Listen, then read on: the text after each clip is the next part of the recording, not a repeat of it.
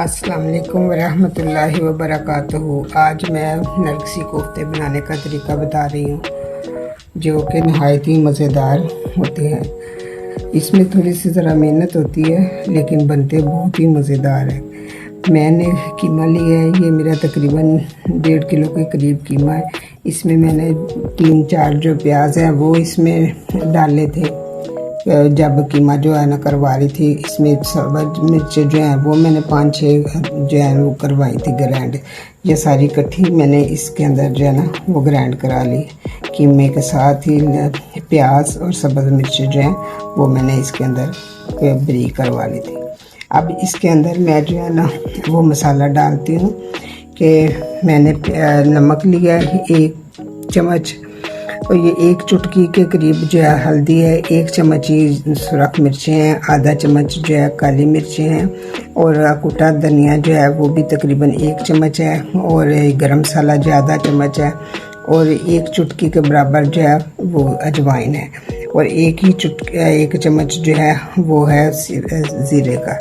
तो अब मैं इसमें ऐड करती हूँ। ये मैं नमक जो है वो 1 चम्मच इसमें वो डालूँगी, आधा चम्मच जो है वो इसका कुटी हुई लाल मिर्चों का, 1 चुटकी जो थी हल्दी वो डालूँगी, 1 चम्मच ही लाल मिर्चों का वो डालूँगी, और सफ़ेद ज़ीरा 1 चम्मच का, 1 चुटकी अजवाइन का, आधी चम्मच जो है वो काली मिर्चों का, सूखा धनिया, और ये सारी चीज़ें जो है मैं इसमें ऐड करती हूँ। उसके बाद मैंने सब्ज़ धनिया वो डालेंगे। इससे इसकी लुक जो है वो बड़ी खूबसूरत होती है। और अंडा डालूँगी। अंडा से जो है ना कोफ्ते मजबूत हो जाते हैं, टूटते नहीं हैं। और इसमें मैं 1 चम्मच ही इस डालूँगी। ये बेसन था, उसको मैंने रोस्ट किया, वो डाला। ये मैं तकरीबन 1.5 चम्मच करती हूँ, क्योंकि इसमें नरगिसी कोफ्तों में अंडों के साथ इसमें लगना होता है कि अमेजिंग है, तो इसलिए इसको थोड़ा सा हार्ड करना पड़ता है। अब मैं ये सारी चीज़ें जो है ये मिक्स करती हूँ, उनको अच्छे से। नरगिसी कोफ्तों में अंडों के ऊपर कोटिंग की जाती है। ये मैंने अंडे उबाले थे, ये 5-6 अंडे हैं, इनके ऊपर मैं इसकी कीमे की कोटिंग करूँगी। और मैंने इधर जो है ये दही का पानी लिया है, जिसको मैं लगा के हाथों के ऊपर, तो इससे मैं ना कोफ्ते बनाऊँगी। ये मैंने लिया कीमा लिया, इसको मैं पहले अच्छे तरीके से थोड़ा सा मिक्स करूँगी ताकि ये थोड़ा हार्ड हो जाए, और उसके बाद मैं अंडा लूँगी। ये अंडे के ऊपर ये कोटिंग की है, कीमा लगाया है। कीमे के साथ अच्छे तरीके से इसको ज़ोर से दबाना है। जितना हम अच्छे तरीके से इसको दबाएंगे, जितना अच्छा ये बनेगा, ये खुलेगा नहीं। अगर हमने इसको नरम हाथ से दबाया तो ये खुल जाएगा, इसलिए इसको ज़ोर से दबाना है ताकि ये खुले ना। ये बहुत ही मज़ेदार बनते हैं। इसमें थोड़ी सी मेहनत होती है, लेकिन बनते बहुत ही टेस्टी हैं। ये नमक मिर्चें मैंने जो डाली हैं, अगर आप इसमें कमी बेशी करना चाहते हो तो वो कर लेना, क्योंकि कई जो है वो नमक मिर्च कम पसंद करते हैं, कई ज़्यादा करते हैं, तो आप अपनी मर्ज़ी के मुताबिक जो है नमक मिर्च को डालें। ठीक है।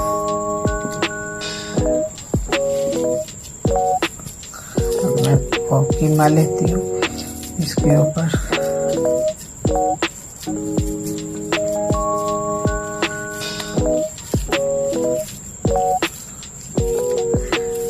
कोफ्ते रेडी हो गए हैं। अब मैं पकाई की तरफ आती हूँ। अस्सलाम वालेकुम। आज मैं नरगिसी कोफ्ते बनाने का तरीका जो है वो बता रही हूँ। नरगिसी कोफ्ते जो हैं वो किस तरह बनते हैं।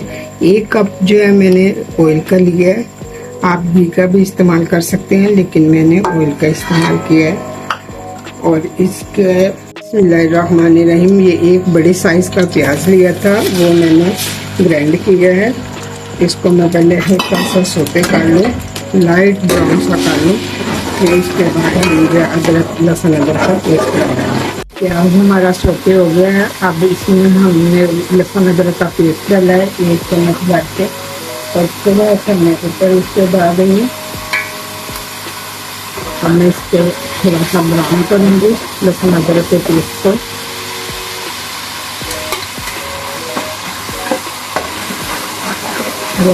हल्का सा लाइट ब्राउन होता है तो फिर उसके बाद हम देखेंगे।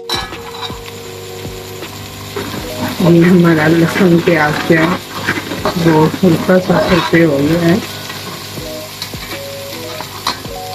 अब हम इसमें बादियान के 2 फूल डाल रहे हैं। इनको थोड़ा सा रोस्ट करने हैं। 2 लौंग है और ये थोड़ी सी दालचीनी है। इससे शोरबे का जो फ्लेवर है वो बहुत ज़्यादा बढ़ जाता है, तो इनको हम थोड़ा सा रोस्ट करेंगे। ब्राउन जो है वो लहसुन प्याज हो गया है, और हल्का सा साग दे दो। मैंने बादियान के फूल और 2 लौंग, थोड़ी सी दालचीनी डाली थी, वो भी थोड़ी सी रोस्ट हो गई है।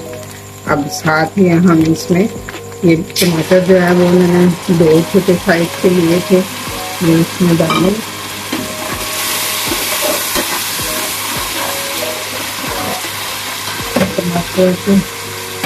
टमाटर डालने से ये होता है कि जो प्याज की रंगत है वो वैसी की वैसी रहती है, उनकी डार्क नहीं होती। नरगिसी कोफ्ते के मसाले के लिए मैंने 1 चम्मच जो है वो नमक का लिया है, 1 चुटकी जो है वो इसकी अजवाइन की है, आधा से थोड़ा जो है चम्मच जो है वो आधा चम्मच जो है वो काली मिर्च का है, 1 चम्मच सूखे धनिया का है, 1 इसमें सफ़ेद जीरे का है, 1 ही मैंने ग्रीन चिली ली है, सफ़ेद मिर्च का है, और ये रेड चिली ली है 1 चम्मच, और हल्दी जो है ये भी आधी चम्मच है। इसको ये सारी सफ़ेद मिर्च, ग्रीन चिली और सारा मसाला जो है प्लेट में डाल के अच्छे तरीके से इसको बनाई करेंगे। जैसे इसको बनाई होगी उसके बाद जितनी अच्छी मसाले की बनाई होगी उतना ही अच्छा जो है वो सालन तैयार होता है। लेकिन बुनाई करते वक्त इस चीज़ को और इससे देखा करें कि बुनाई जो है वो बहुत ही अच्छी होनी चाहिए। कोई भी सालन बनाए जितनी अच्छी बुनाई होगी उतना ही अच्छा सालन जो है वो तैयार होता है। इसमें मैं 1 इलायची डाल रही हूँ। तो हमारी बुनाई जो है वो हो गई है, हमारी बहुत अच्छे तरीके से हो गई है। नीचे डाला तो साइज हमारा बड़ा है, इसलिए मैं इसमें 2 गिलास जो है वो भर के डालूंगी।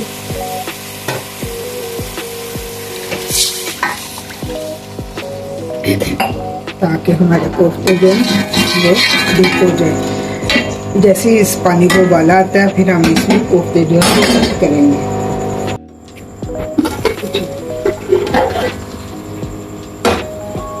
पानी को उबाला आ गया है। अब हम इसके अंदर कोफ्ते जो है वो ऐड करते हैं। बिस्मिल्लाहिर्रहमानिर्रहीम। बिस्मिल्लाह।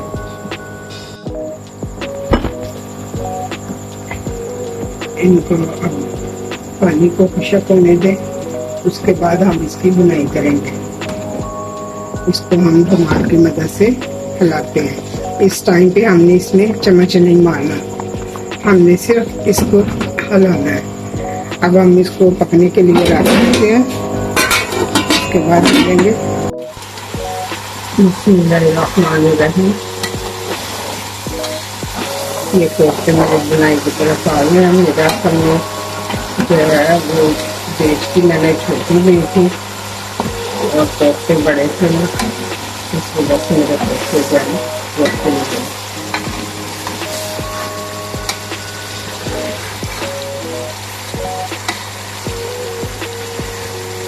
मैं इसको बुनाई करती हूँ।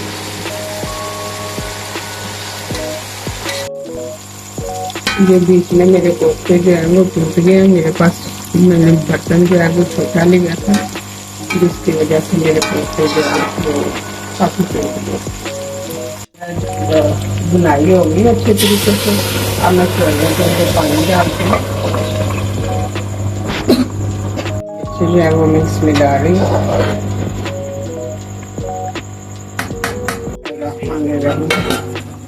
अब हमारे कोफ्ता बिल्कुल तैयार है। देखिए मेरे फूल गए हैं।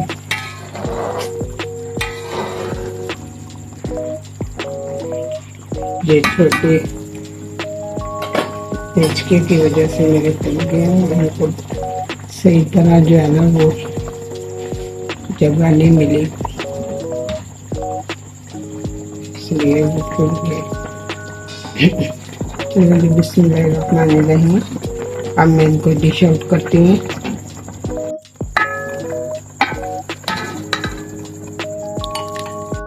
नरगिसी कोफ्ते तैयार हो गए हैं।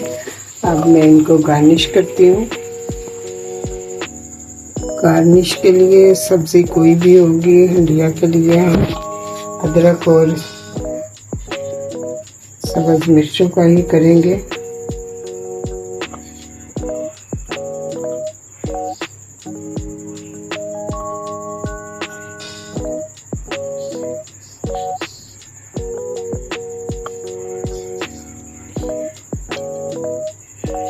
ये मेरे नरगिसी कोफ्ते तैयार हो गए हैं। मेरे चैनल को सब्सक्राइब करें और बेल आइकन बटन को क्लिक करें और मुझे शेयर करके बताएं कि ये रेसिपी कैसी लगी।